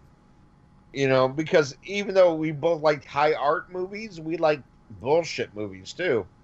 But Roger Ebert gave this thing 3.5 out of 4 stars. He's like, this is fucking amazing. And wow. And when it came out on video, my dad rented it, and we were just fucking blown away. You're talking about Evil Dead 2, right? Yes. Okay. Dead Before Dawn. Yeah. Roger Ebert loved that fucking movie. He thought it was genius. He thought the horror worked, the comedy worked. I mean, he could not stop talking about how great it was. So when it came out on video, my dad rented it, and I remember, much like how you were with that one, when Army of Darkness came out, I knew what Army of Darkness was. I knew it was Evil Dead 3, but I didn't like it. So many people were like, "Oh, what's this?" But that was the studio, because they were scared. They thought they could get more people by calling a different name than if they called it Evil Dead 3. Oh, and I love Army of Darkness, by the way. Yeah, and everybody does. I can't get into it. And I love Ash vs. the Evil Dead. Do you watch that? Own both series. Oh. And I haven't watched season 2 yet, but season 1's amazing. Oh, season 2. How's season 2 is just as good? Oh, just as fucking good. Oh, I can't wait to start watching. I own it. I do have it. Yeah, the next season starts in February. So make sure you watch it before February. No, I don't watch TV, dude. I'd rather watch a whole series or a whole season instead of waiting. I hate that waiting bullshit. But no, Evil Dead 2, I mean, that's another one, like, holy, you talk about shit should have been on my list. Absolutely fucking love it. What do you think, Brian? No, you guys covered it all. This is one of the few movies where they actually waited, 6 years to release another one, and usually when you wait too long for things, it doesn't work. And we'll definitely get into that for the bad sequels, because that's like a kiss of death. But for here, it works. And you guys totally nailed it on this one. All right, so what's your number 5, Brian? So my number 5 is Back to the Future Part 2 from 1989. What do you mean we're in the future? October 21st, 2015. Now, the time continuum has been disrupted, creating an alternate 1985. There have been a few changes. It's like we're in hell or something. No, it's Hill Valley, although I can't imagine hell being much worse. But they'll all be back. Eat less, slackers! Biff? Hello? Hello, anybody home? Michael J. Fox. Christopher Lloyd. Michael J. Fox. We're like a couple of teenagers, And Michael J. Fox. Mom, is that you? Steven Spielberg presents a Robert Zemeckis film, Back to the Future. Part 2. Coming November 22nd to theaters everywhere. So at the end of the first movie, the ending credits always displayed a kind of a mysterious to be continued message, which at the time always drove my 7-year-old mind crazy, because I wanted to find out what happened next. And it would be a long 4 years, because I was a kid after all, until Part 2 was released. And then it just seemed to pop out of nowhere, because in the pre-internet age, kids, you basically found out about a movie when a trailer was on TV, or a newspaper ad came out. really kids today don't know how good they have it. You know, nothing will ever kind of top the original movie, but I still think part 2 is really good and it's fun to watch. And to me, the best part of watching the movie now is analyzing if they got the 2015 Into the Future correct. And so some of the things they got correct were like flat screen TVs, video conference technology like Skype. Donald Trump. Yeah, exactly. They did. Biometric identification, which is like what you use as like a fingerprint to unlock your smartphone. Obviously, 3D was a lot better then. It's better now. And holograph displays, because even bands are touring now, like Dio, with the holograph displays. The thing they really fucked up is what they advertised, like Jaws 24. Yeah. And there's never been another one since Part 4. But true. That's a prime example of where I think if you're being technical, the first one is the best, but 2 is probably the one I enjoy the most and I'll revisit the most. I love Back to the Future weren't Part they 2. like just a year off on Chicago Cubs? Yes. They almost did in 15, and then the next year the Cubs won. And then the things they got wrong, obviously hoverboards still don't exist. There's no self-lacing shoes. They were still using fax machines and phone booths in the future, so they got that one wrong. And there's no flying cars yet. So, then Ian, it's your number 5. My number 5 is one we already talked about, so we can kind of hover over it. But Halloween 3. Okay, my number 4 is heralded as better than the original, but I don't think it is. I think the original is much, much better, actually. But shit, it's my number 4, so you know I love it. Movie that is just nonstop action. I absolutely love this movie, but there's something about Part 1 that's way better. T2 is my number 4. Yeah. Terminator Part 2. I love it. But Arnold as the good guy, fuck you. Bring in a kid, fuck you twice. In the ass. No, twice. Not only twice, but 2 cocks in your ass. Do I love the Liquid Terminator? Yes. Are there cool parts? Yes. But to me, Terminator is fucking Schwarzenegger as the fucking bad guy. As the fuck you, asshole. And blowing up the cop station. That's it. He is the bad guy. It's a fucking great movie. Shut up. Honey, are you okay? I'm right here. I'm fine. Are you sure? Are you sure you're all right? What's the dog's name? Max. Hey, Janelle. What's wrong with Wolfie? I can hear him barking. Is he okay? Wolfie's fine, honey. Wolfie's just fine. What are you? Your foster parents are dead. I like Terminator 3, Rise of the Machines. I think it's a good movie. He's a good guy in that. Yeah. Yeah, and I'd tell you, I almost might like that one better. I don't. Well, I don't. Well, no. Yeah. There's a lot of flaws in 3. Yeah, never. But I liked it. Yeah, never mind. That was stupid. Is that the one with the woman's in that one? Yeah. Hot chick. Yeah. That's the booze talking. But fuck it. It's all about fucking Terminator 1. Not a bad movie, but nowhere near. That's like, to me, it's like comparing fucking First Blood Part 2 against First Blood. You're fucking high as fuck, dude. Just my opinion. No fucking way. Just my opinion. You can't kill people. You can't shoot them in the kneecaps because you're the nice Terminator. Fuck you. There's a world of difference between that and you did it, Rambo. Oh, it's more realistic. I mean, come on. Shut up, drunkie. Okay. All right, what's your number 4? What do you think of T2? I'm with Ralph on this one. I do enjoy this one a lot, and I love Robert Patrick as the T-1000, the Liquid Terminator. He's great, and because he's wait a minute, little bit of. Do you guys know who was up for the role of the T2 besides Robert Patrick? I think so. Yeah, I can't remember, but Blackie Lawless. Oh, no way. Wow. You didn't know this? No. Oh, that would have been awesome. Yeah. Blackie Lawless was like a front runner to play it. And then rumor is that it was shot down not due to his acting ability, but Arnold Schwarzenegger didn't like it because actually Blackie Lawless is taller than Arnold Schwarzenegger. And that was his biggest bitch. But Wasp would have been a huge band today if he would have got that. Oh my God, yeah, but But yeah, before Robert Patrick got it, fucking Blackie Lawless was the front runner to play the Terminator. But They would have put yeah. That's cool and all, but not as cool as OJ being the front runner of the first Terminator. That's right. Yeah. Okay, so Brian, now we're down to Number 4. Number 4. Yeah. So this one, actually, some people might consider this the best, or at least number 2. But I'm going to go with number 4. I'm going to say The Empire Strikes Back from 1980. Yeah, you can tell I'm not a super geek when it comes to Star Wars, because I don't use any of the fucking fancy episode blah blah blahs in my title. Because when I grew up, it was Empire Strikes Back. That's what they were called. You know, fuck all this episode whatever bullshit. It's Empire Strikes Back. Anyway, Empire Strikes Back is often touted as, you know, the best of the original 3 Star Wars. Because it is! Yeah, it's hard to dispute. And so, while you kind of lose the excellent talents of Alec Guinness as Obi-Wan, but he does kind of appear as a spirit, you get the introduction of Yoda, and that's awesome. And it's kind of funny what you remember the most about movies when you see him as a kid, because what I remember the most is, of course, is Yoda.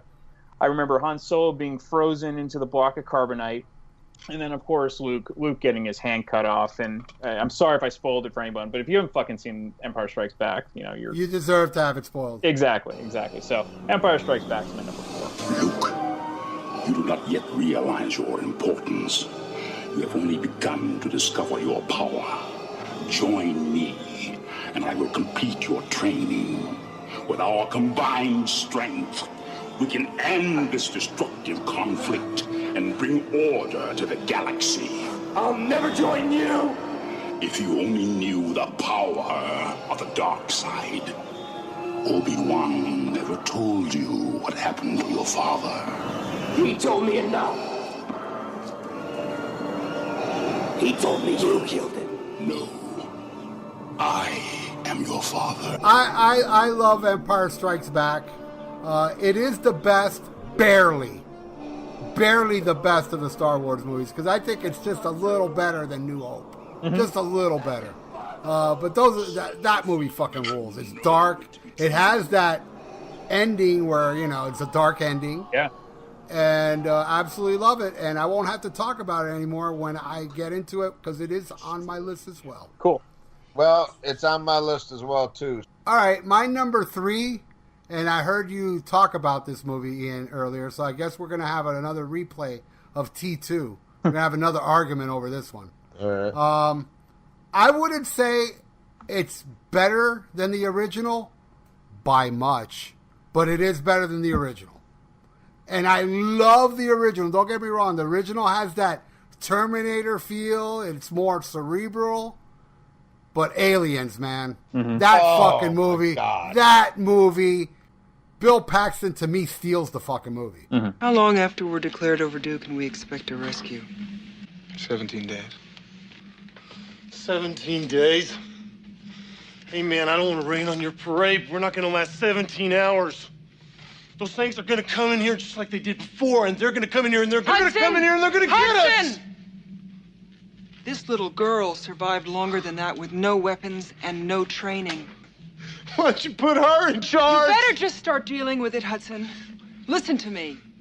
Hudson, just deal with it because we need you, and I'm sick of your bullshit. But there's something about Aliens, I just feel like it's just a little, not a lot, because Aliens 1 was fucking amazing.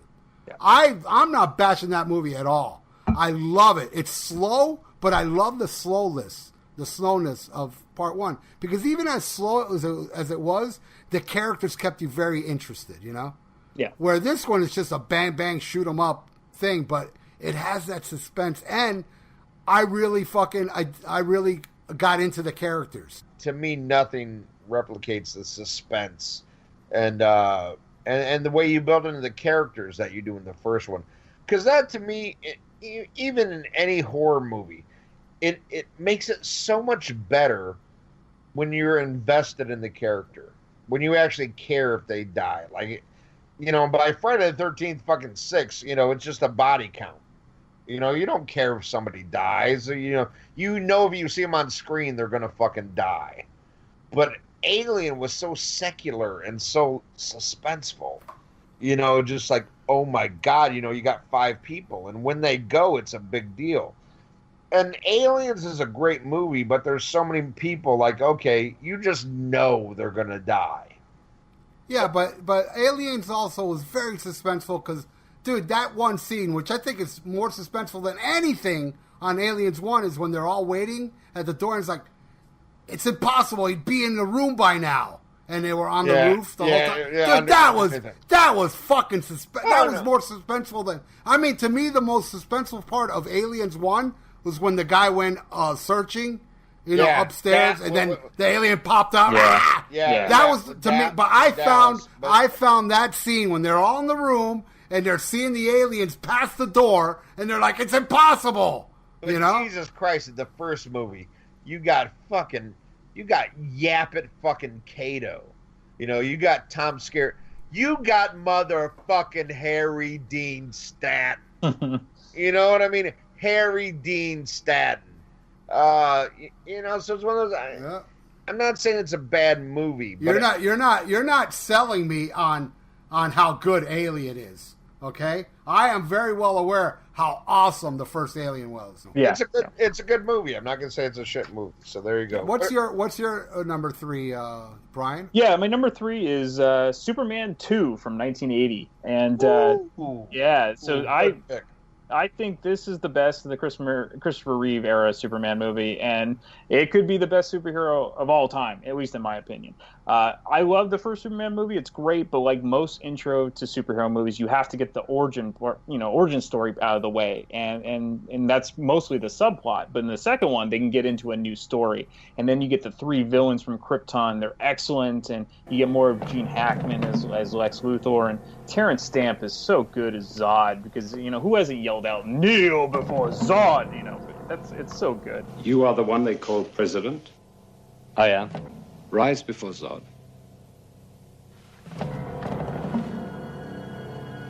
No. Kneel before Zod. I'll kneel before you if it will save lives. It will. Starting with your own. Oh, God. Zod. Well, I will say, until The Dark Knight, I believe Superman 2 was the greatest, comic book movie of all time. Oh, Brian Davis, thank you for that. That's awesome. All right, Ian, what's your number 3? My number 3 is The Road Warrior. Holy fuck. With Vince Neil. Yeah. The first one I saw was the original Mad Max. That was a big deal when that was on HBO.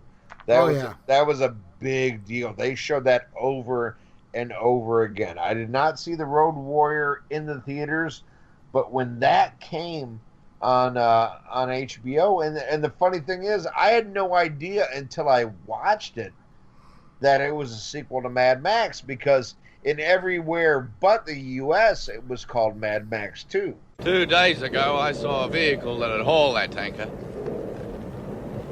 You want to get out of here? You talk to me. Oh, my God, and the fucking little kid with the fucking boomerang, and the fucking dude with the mohawk and his little gay boyfriend, and it just makes you hate, Beyond Thunderdome all that much more, because... Oh, my God. I went to the theater to see that piece of crap. My number 2 has already been picked yet, has been picked already, is Empire Strikes Back. Cool. So I'm going to go with... I'm picking 2 Rocky movies, and I'm going with Rocky 2 as my number 2 pick from 1979.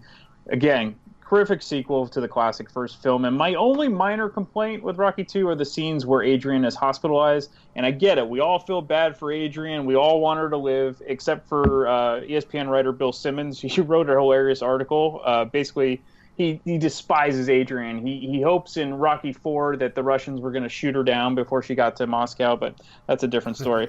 But eventually you get one of the most satisfying payoffs when she, with the training montage starts after she says, just, win. It's so good. If you don't want me mixing with Creed no more, we'll make out some other kind of way, There's one thing I want you to do for me. What? Come here. What? Win. Win. What are we waiting for? Take this!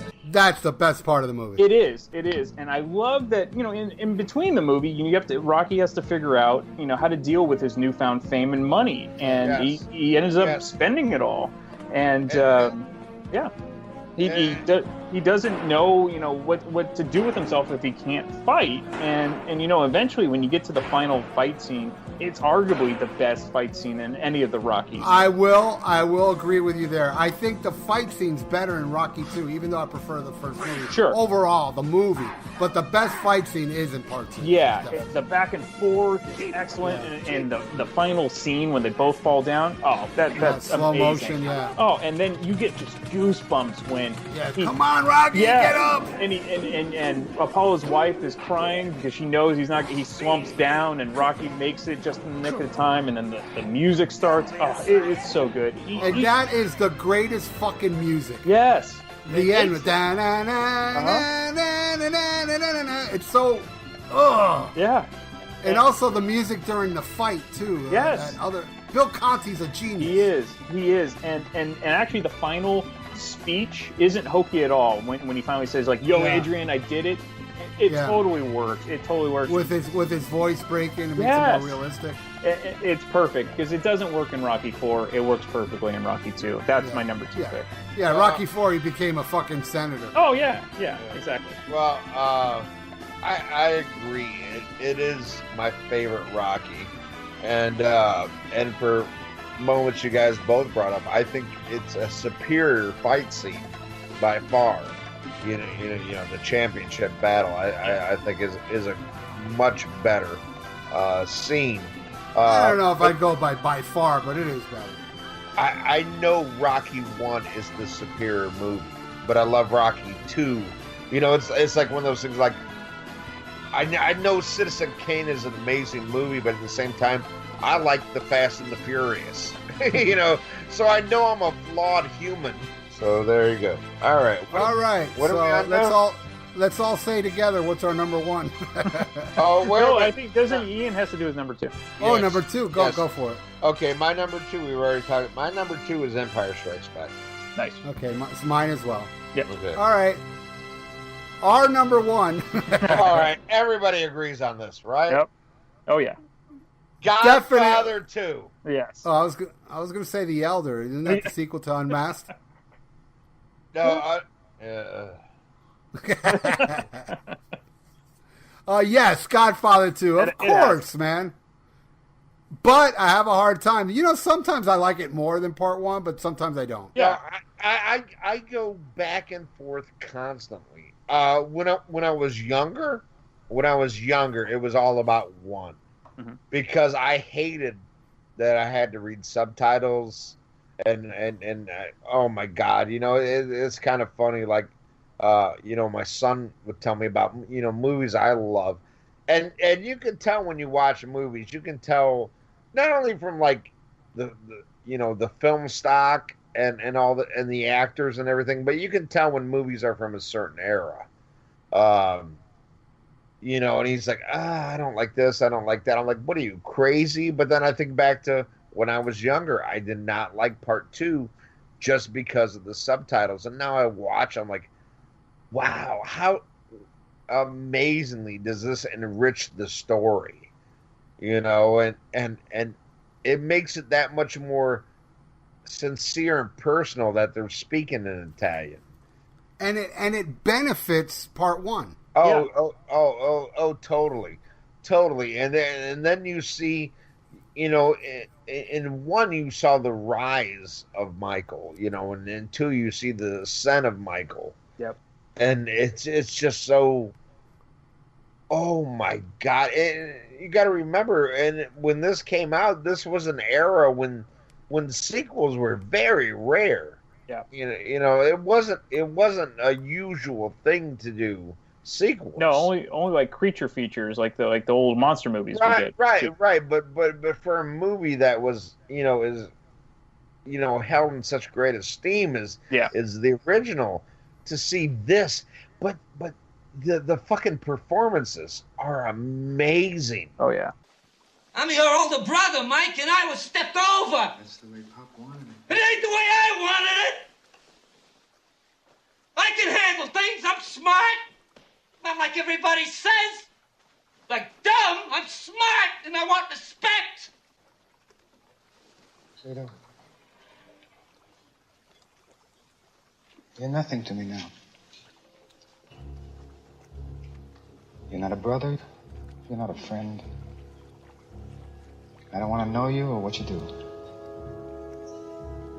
I don't want to see you at the hotels. I don't want you near my house. When you see our mother, I want to know a day in advance so I won't be there. John Cazale, nobody had a better run of movies than he did. I mean, he died at a young age, but all of the movies he was in, Dog classic. Day Afternoon. Yeah, Deer Hunter. Deer Hunter, Conversation, and both the Dude, Godfather. a great Netflix documentary on him. Yeah. But De Niro, Pacino, I mean, all these fucking amazing actors. That Duvall, dude. Duvall, yes. My God, Bobby Duvall. How can you place, Bobby Duvall above fucking Al Pacino? Yep. What did I do, Michael? He's the great fucking Santino. God damn it. He's fucking Bobby Duvall.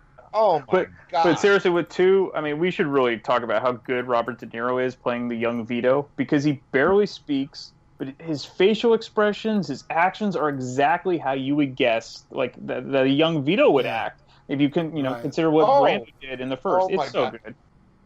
Well, fellas, I hate to say it, but we went on too long, so we're going to have to get back together for our least favorite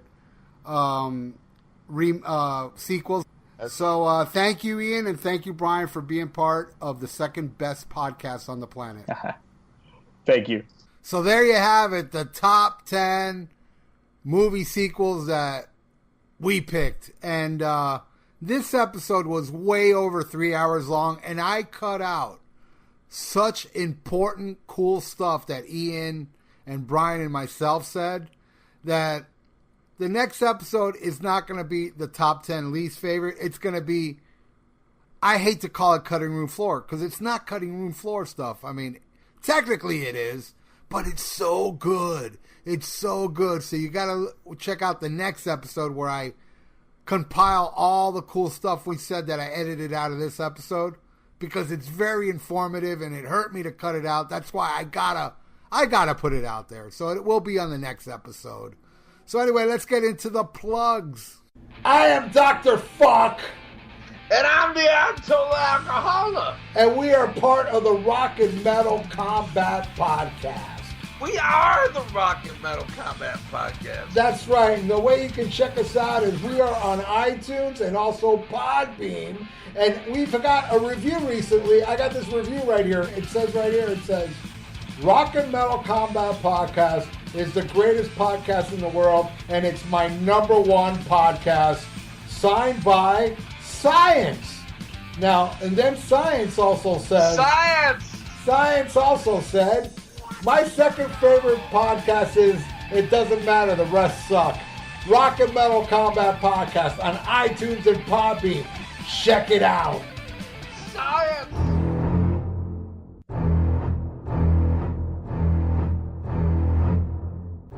Tired of your long commute and boring workday? Well, join Brian Davis and his gang of movie buffs as they talk about a different movie subject every week on Damn Good Movie Memories. We discuss movie themes like our favorite movie villains, favorite soundtracks, and worst movie remakes, and much more. Check us out on iTunes and Podbean at damngoodmoviememories.podbean.com. Hey, this is DJ Mac. I want to let you guys know about the podcast with my co-host DJ Metal Mike, Mind Over Metal. You can find us at mindovermetalpodcast.com. We're also on Spreaker, iTunes, Podbean, and just about everywhere else you get your fucking podcast from. Oh yeah, and we're also on YouTube. So check us out for the best in heavy metal and hard rock music, news, discussion, and reviews. That's the Mind Over Metal podcast. Download it, subscribe to it today. Hey, headbangers, you want your own radio show? Well, you got it. On Thursday nights here on that metal station, Join me on the Dr. Fuck Show. Go in the chat room and I will make you my co-host. That's right. Everybody that joins me in the chat room, I discuss whatever you guys want to talk about. I'll mention your name. I'll say what you say. And we're going to go back and forth. And I'll even fucking play whatever request you want. Unless it sucks. Then I ain't playing it because my show rules. And only songs that rule is allowed right here on that metal station. The Dr. Fuck Show airs live Thursday nights at 8 p.m. Eastern. Then they repeat it on Sundays at 1 p.m. Eastern. Hope to see you there. Well, no, fuck that hope. I better see you there, motherfucker. Earpillar, the podcasting and interview news site. To keep up with your favorite bands or artists and the podcasts or interviews where they appear. Go to earpeeler.com to find out what we're all about. All right, Kiss Army. Since 2007, you've been getting Podkissed, the Kiss audio fanzine for your ears. That's right, it's your Podkissed. Every month, the Podkiss crew, along with the Kiss Room, brings you Kiss talk like no one else, whether it be roundtables, interviews with the band past and present, analysis, and great Kiss fun. Hi, this is Ace Frehley, and you're listening to Podkiss. Hi, this is Bruce Kulick, and you're listening to Podkiss. The Podkissed, the Kiss audio fanzine for your ears. Listen to The Rock Show with Gully and Joe. Go to all the W's, Gully, GULLYANDJOA.UK, 8 p.m. UK time, 3 p.m. Eastern. The Rock Show with Gully and Joe. Listen to it. Don't be a cunt. You haven't listened to Mars Attacks podcast? What are you waiting for, man? Host Victor Emroyce brings you all types of hard rock and metal-based podcasts. You'll find everything from music-based episodes, interviews, to series such as Ultra Sexy Classic Album Series, where some of your favorite musicians, producers, journalists, and show hosts comments on the albums that push the evolutionary chains of hard rock and metal. Get with it and go to MarsAttacksRadio.com to find out more. All right, this is the Ayatollah of Alcohol, Ian Wadley, and I want you to listen to my brand new radio show, Wadzilla World, where I cover every era of fucking music that I like. And a few that you like too. Check me out every Saturday, 10 a.m. to 3 p.m. Central Standard Time on Soundphoria.com. I'll see you there. Hey, rock music fans. This is Terrence Reardon of the Terrence Reardon and Friends Audiovisual Podcast. Join yours truly as I look every week at a different classic rock or metal album that had a major impact on my life, and I'm usually joined by a friend or two or 10. And we talk about nothing but great classic rock and metal. And there's no country or Sammy Hagar or rap on the fucking show. That shit is frowned upon with yours truly. So if you want a great classic rock audiovisual podcast, tune on in to the Terrence Reardon and Friends Audiovisual Podcast. New episodes every Monday, exclusively on YouTube. Hey everybody, I'm Aaron. And I'm Chris. And we're from the Decibel Geek Podcast. And if you love this...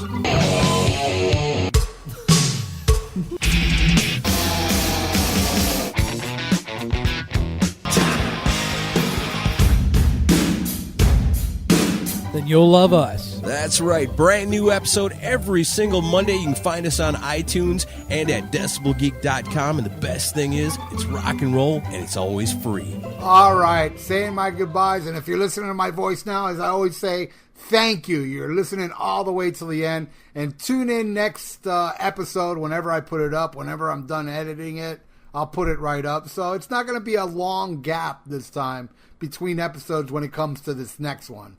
Because I would love for everybody to hear this, to tune into that one, because you're missing a lot of good parts of this episode, and I think it would be a damn shame.